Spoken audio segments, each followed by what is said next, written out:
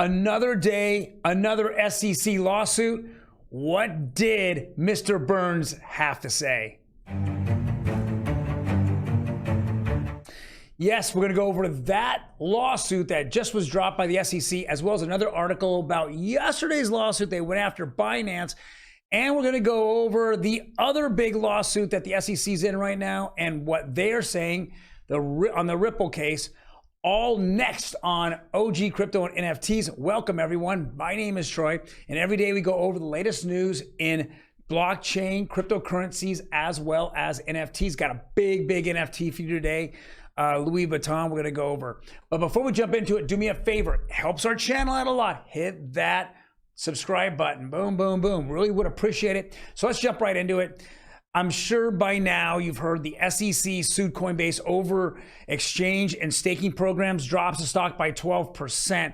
Now, what's really interesting is that the stock dropped by 12%, but the crypto market really didn't drop, and now it's been going back up. And I think that because Coinbase hasn't really been doing a whole lot of business, I think that in the United States, there's a lot of people that just don't use Coinbase, don't like Coinbase, or just simply want to use cheaper and better exchanges.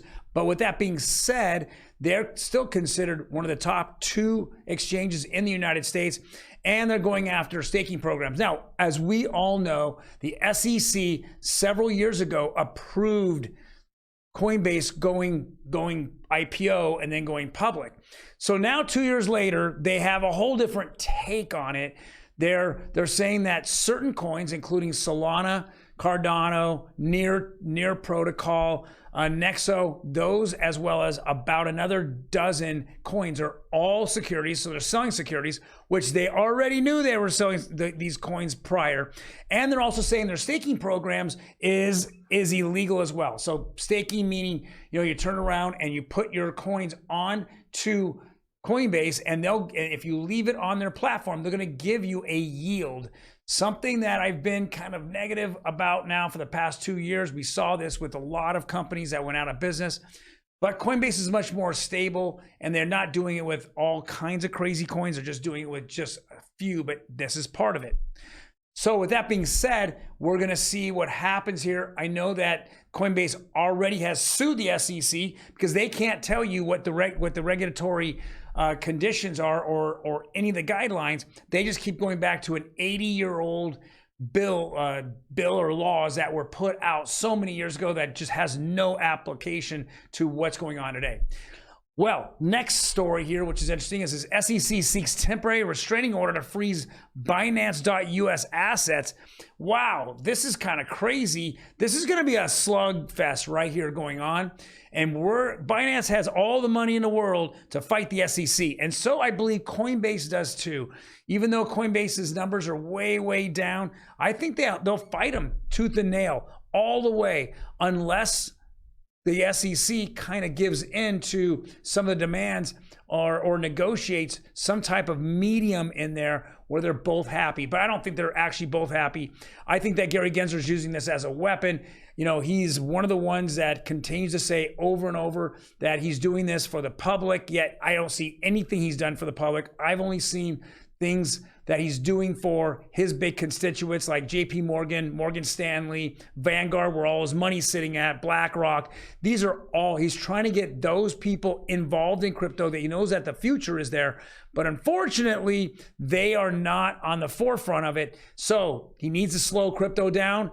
Well, let's slow the on and off ramps, right? So how do I get on and buy crypto? I have to get onto an exchange, and then I need to go from there. And that's the 2 biggest ones, number 1 and 2 in the world, are sitting here and they're getting cut off right now. They're getting really pressured and lawsuits are flying.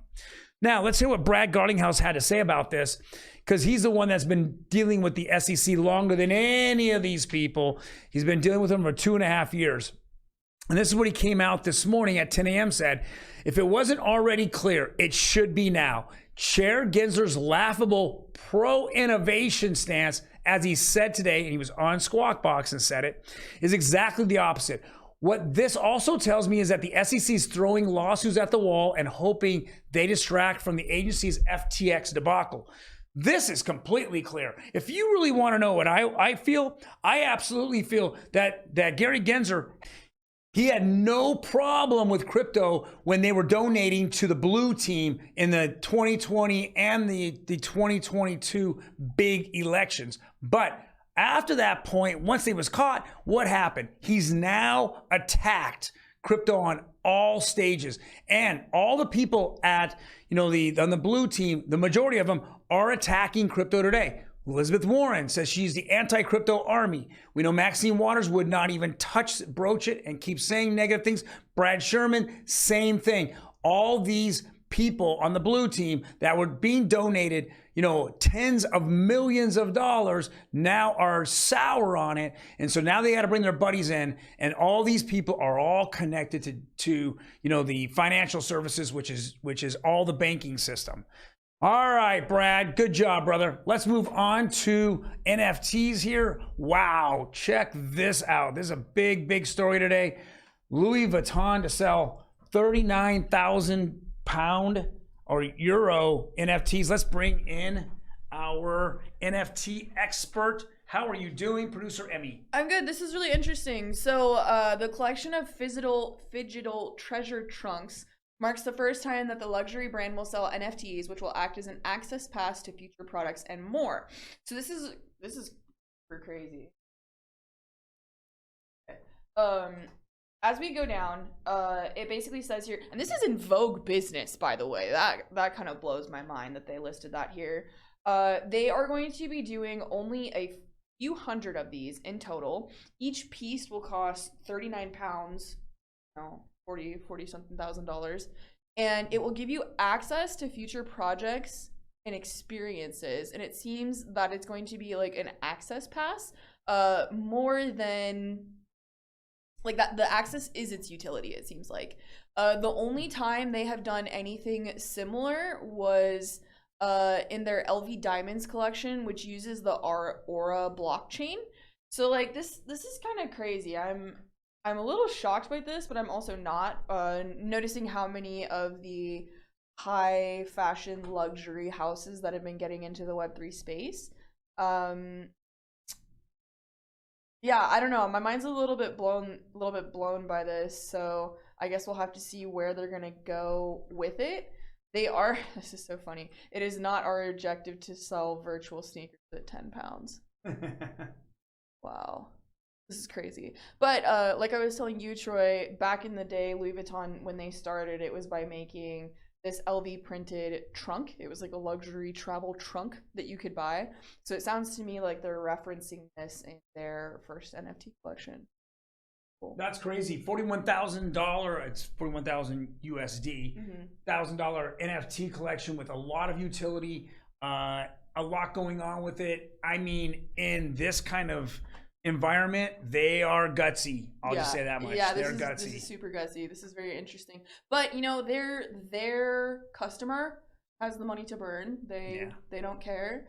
This is probably an equivalent of what Toyota would do for like a car commercial or something like that. So I can see the value here. I don't know. This one's crazy. I hope they do a lot with it. I hope this is like a really big success and it's really interesting. They don't just like flop. Yeah. So. Well, guys, thank you very much. You can't get an uninteresting day in crypto anytime soon, right? We can't wait to see what happens tomorrow. Is there Tether on the way that's getting sued? Is it what's happening tomorrow? We're going to find out. But never a dull day in crypto and NFTs. Well, you guys have a good day, and we will see you tomorrow. Bye.